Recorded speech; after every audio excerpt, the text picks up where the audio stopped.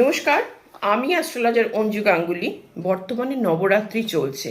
এই নবরাত্রির সময়, নবরাত্রি চলাকালীন একটি বিশেষ পাওয়ারফুল ঊর্জা আমাদের তৈরি হয় এবং এই সময়টা এতটাই পাওয়ারফুল থাকে যে আমরা আমাদের মনের ইচ্ছা যদি মায়ের কাছে জানাতে পারি সঠিকভাবে, তাহলে মা কিন্তু সেই আমাদের ইচ্ছার উত্তর কিন্তু দেন।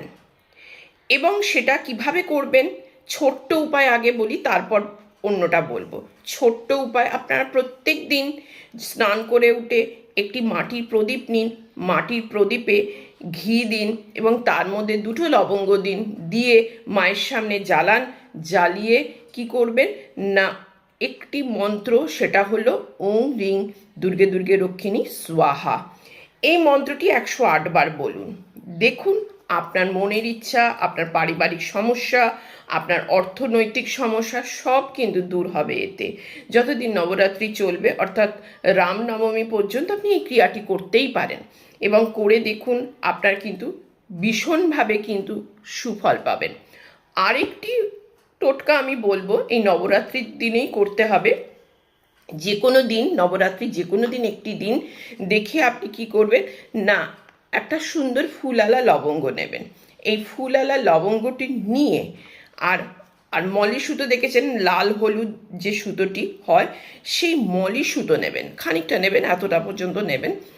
নিয়ে এই একটা যে লবঙ্গটা নিলেন, এই লবঙ্গর মধ্যে কি করবেন না, আপনার যে কোনো একটা ইচ্ছা হতে পারে, আপনি একটা নতুন গাড়ি চান, হতে পারে আপনি একটা নতুন বাড়ি চান, আপনি চাকরি চান, আপনি সুস্থ শরীর চান, আপনি আর্থিক উন্নতি চান, হ্যাঁ, বা আপনি চান আপনার পরিবারের সবাই ভালো থাকুক, যে কোনো একটি ইচ্ছা আপনি বলতে বলতে ওই মলি সুতো এবং লবঙ্গের মধ্যে বাঁধুন।